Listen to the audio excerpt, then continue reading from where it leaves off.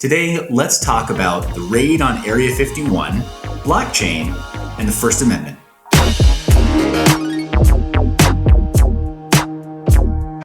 So you may be wondering, Seth, why are you talking about the First Amendment or the Bill of Rights on your crypto channel? Well, we'll get to that. But mostly what you need to know is that September 20th is the big day, right? The raid on Area 51. Now, I haven't looked at the live broadcast or the footage of what's happening there right now. But what I did want to talk to you about is constitutional rights that are protected under law in the United States. And the First Amendment essentially has to do not only with our freedom of speech, but our freedom of assembly, our freedom of religion, and our freedom to basically to assemble, worship, or believe, and then speak the way we see fit. So there's been much ado, right, over this, and much contention over this particular freedom and this particular civil liberty in the United States. For example, the First Amendment also has got a flip side. It means that the United States can't promote one religion over all others or over another, right? There must be equal protection under law for different religious beliefs, even if they are fundamental religious beliefs. However, there's some caveats there, right? That when it comes to theocracy and when it comes to enforcing religious belief and codifying it under law. I'm not going to get too deep into that, but I'm just going to say that it's a pretty broad amendment. It's a pretty broad civil liberty in the United States. And if you protect one person's right to say and think how they feel, then you kind of have to protect everybody's right to say and think how they feel. I wanted to bring this up today because under that umbrella, right, as long as people peaceably assemble, they have the right to assemble and to congregate in public spaces. Right now, getting a permit to assemble isn't always necessary, but they have the right to assemble. So again, this is not legal advice. I'm not an attorney, and I definitely don't have any kind of a degree in criminal justice or in constitutional law. But I did want to bring this little tidbit up from Cornell. I've got a really great summary right here you see on screen. So this is sort of a quick summary of the First Amendment. I wanted to bring this up in terms of blockchain technology and cryptocurrencies because blockchain technology gives us an opportunity to preserve people's right to freedom of speech. That is to say, what they want, how they want, in an uncensored fashion, because of platforms like, for example, BitTube. Now, I'm not going to promote BitTube here, but what I am going to say is that the BitTube team is creating a platform that is largely censorship resistant. So aggressive censorship of people's ideas and their words is, in my opinion, a big problem, right? So you had the political correctness movement of the 1990s. Hey, I was a kid of the 1990s. I was in high school through the mid 1990s, and so I recall politically correct speech kind of becoming a social norm. Now, it wasn't legislated, thankfully.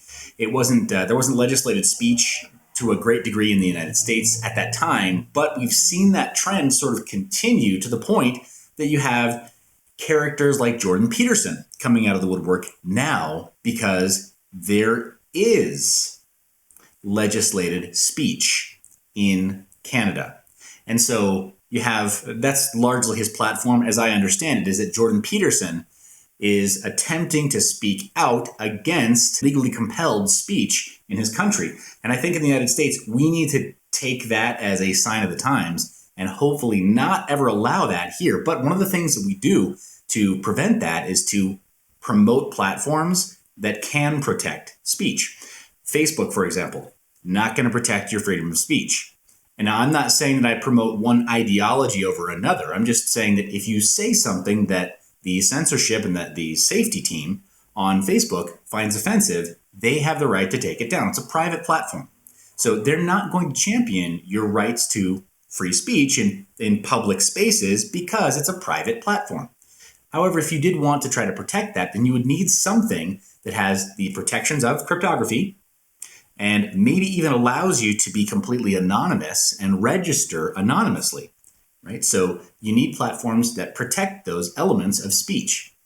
Sort of like the Wild West, the early days of different chat forums and chat rooms on the internet where there wasn't nearly as much logging of personal information and of exactly where certain requests came from. Or if there were logs, they may have been deleted over a certain period of time. Now, I was never an IT admin or a server admin at that time. I work on my own websites now, but never worked in that field. What we know now, though, is that very detailed logs are being kept of IP addresses, IP traffic, and then profile information with a sort of a data profile or a data footprint of every user of the internet being built. So you have foundations like Mozilla that are allowing people to create personas, right? So you can create sort of a different profile for each different persona that you want to create to try to silo what different organizations and governments track of each persona, right? And maybe your private life and your public life, or your work life and your personal life, can be siloed into different sort of personas. That may be a valuable step forward, but I think in terms of preserving our freedom of speech, being allowed to say what we want to say, we probably have to be okay with using privacy-oriented platforms that use cryptography and use distributed technology that is untakedownable, if that makes more sense. So platforms like BitTube and others, I think, are very important.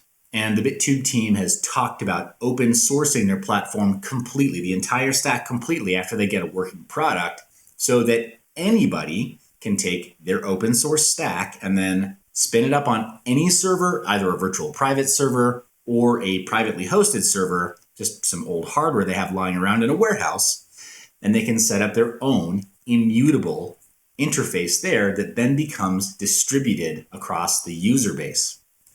Technology helps us here. So back to Area 51. Why did I want to bring up Area 51? Well, the issue with Area 51 is that that's protected under the First Amendment, the right of assembly, right? So it's totally protected, provided these people are not creating a nuisance, they're not impeding anybody else, they're not breaking the law in any way, and they're not trespassing on private or government property. Now, I, again, haven't been looking at what's going on over at the raid on Area 51, but if it is indeed a raid and they're trying to force their way into Area 51, that's going to end badly. We all know that. It's going to end badly. There are plenty of police throughout Las Vegas that can be recruited and brought over to the surrounding areas of Area 51 and assist in the apprehension of people who are committing a crime.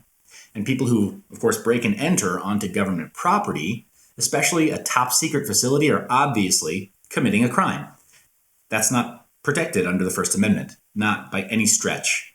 Right? So as I understand it, it seems obvious to me, again, not legal advice, but it seems obvious to me, the protections of the First Amendment only go so far. But on the flip side, it's weird that we live in a society today where we're very eager to police each other's speech and say, you can't say that, you can't misgender somebody, or you can't say that about that person because you're going to harm them, or you're going to damage their self-concept. But then we're willing to assemble in large groups and go try to break into a top secret facility. I don't know what the deal is with people there, with people's minds there. But if you want to protect your own freedom and ability to say what you think, say what you feel, say what you truly believe, in the same way that we've protected for so many generations various different religions' ability to worship who, how, and what they may, well, take a look in the mirror if you're trying to police somebody else's thoughts and words. And if you want to be able to say whatever it is that you want to say, I think you should be looking at platforms that leverage blockchain technology and distributed front-end server technology, so that what you say can be protected and the way you transact with other people can be protected without censorship. Okay, so that's kind of my thoughts in a nutshell about the First Amendment and blockchain technology. What do you think about the First Amendment in the United States Bill of Rights? How would you protect it? Do you think that certain opinions are worth protecting? If not, do you really believe in the First Amendment? Let me know your comments and your thoughts down below in the comments section. And let me know if you thought that this brief presentation of my ideas regarding the First Amendment was helpful. Do you want to see more of this type of content where we talk a little bit more about the freedoms that we enjoy in the United States and the legal ways in which those freedoms are protected? All right, as always, thank you for watching to this point in the video. You're the reason I make this media. I love your face. I'll see you in the next one.